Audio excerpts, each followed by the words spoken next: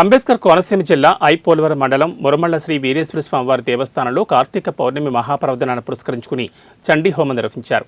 ఆలయ అర్చకులు బ్రహ్మశ్రీ పీటీ శ్యామలకుమార్ ఆధ్వర్యంలో నిర్వహించిన చండీ హోమంలో భక్తులు అధిక సంఖ్యలో పాల్గొన్నారు.